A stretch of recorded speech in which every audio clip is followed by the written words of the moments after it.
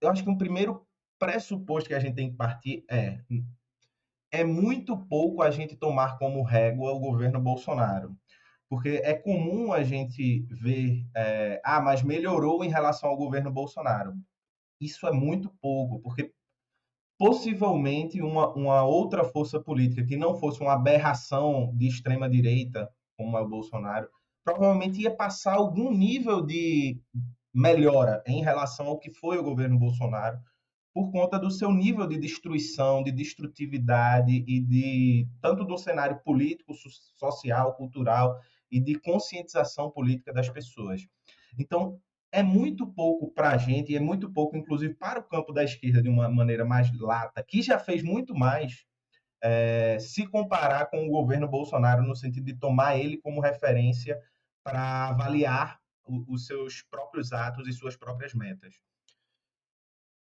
Dito isso, por exemplo, quando a gente toma a questão da saúde mental, né, as políticas de saúde mental que estão integradas ao SUS, etc., o que a gente vê, infelizmente, do que foi plantado em 2023 é por um lado, uma melhora no sentido de uma reorganização da parte institucional, uma reorganização do orçamento, reorganização da parte, inclusive, da produção de dados e da informação de estatísticas produzidas pelo Ministério da Saúde e por outros órgãos ligados à saúde, que são fundamentais para a gente compreender o cenário, né? E a gente teve uma paralisação disso muito importante durante o governo Bolsonaro, né? Uma paralisação que deixou muitas pessoas que estavam tentando fazer um mapeamento das situações às cegas, né?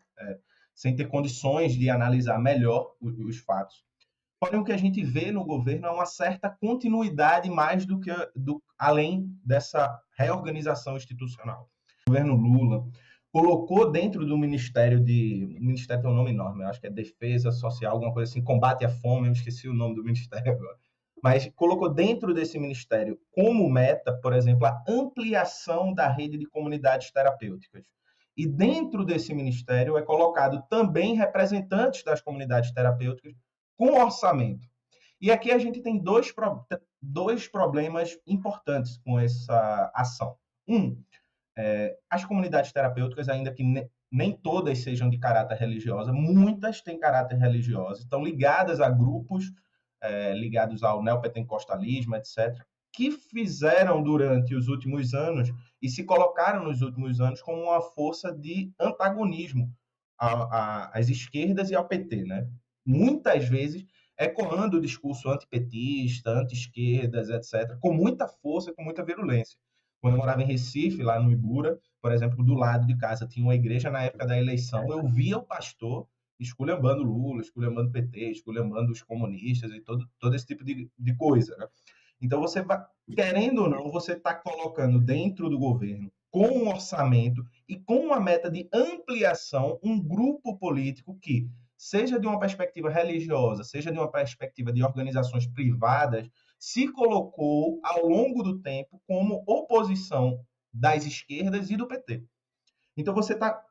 E aí vem o ponto da correlação de força. Do termo da correlação de força, você está fortalecendo um grupo político que nunca se colocou ao seu lado. Por outro lado, você está enfraquecendo justamente um grupo político, por exemplo, o pessoal da luta antimanicomial, as pessoas que lutam em defesa do SUS, as pessoas que passaram a pandemia inteira dizendo viva o SUS, etc, etc. Você está colocando essas pessoas numa condição de precarização do serviço público de saúde, porque por conta do arcabouço fiscal, etc., você vai ter inclusive com ameaças de derrubar os pisos constitucionais de saúde e de educação, você termina fortalecendo economicamente e politicamente um grupo adversário, e, por outro lado, você precariza o serviço público de saúde, de atendimento de saúde mental, etc. E aí um grande debate que surgiu, né, se o governo Lula era neoliberal, se Lula é neoliberal ou não, acho que a pergunta em si é uma pergunta pouco importante. A questão é, em termos práticos, qual é o efeito de uma política, por exemplo, como essa? O efeito é que pessoas pobres vão ser jogadas em comunidades terapêuticas, que são lugares que, quando você basta dar um Google, são lugares de tortura, de várias denúncias de crime de trabalho forçado e todo esse tipo de coisa. Ou seja, o efeito é o mesmo independente do governo, uma política de ampliação de comunidades terapêuticas, né? Então, você tem uma continuidade de uma certa política que joga fora a tradição da esquerda de diálogo com as lutas antimanicomiais, fortalece um grupo político adversário, piorando a correlação de forças para você, ou seja, você mesmo participa ativamente para piorar a correlação de forças para o seu lado, e aí usa a questão da correlação de forças como uma justificativa para a paralisia política, e você coloca as pessoas que necessitam, na verdade, de uma ampliação dos serviços de saúde pública, você joga essas pessoas na condição de desassistidas. E nada melhor para a ascensão da extrema-direita do que pessoas desassistidas em situação de extrema vulnerabilidade e em situação de um mal-estar social constante. Isso é um solo, e a gente pode ver isso durante a história, etc., que é comum ao surgimento de vários fascismos. Né?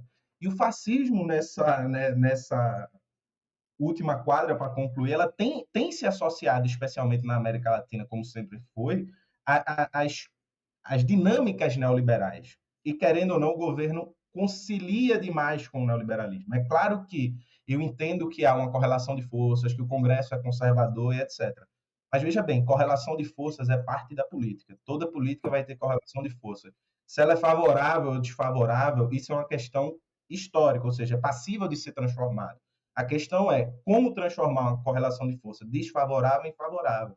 Enquanto a esquerda não encarar essa questão de frente, a gente vai sempre colocar a correlação como um empecilho e não como um start para a gente pensar a atuação política.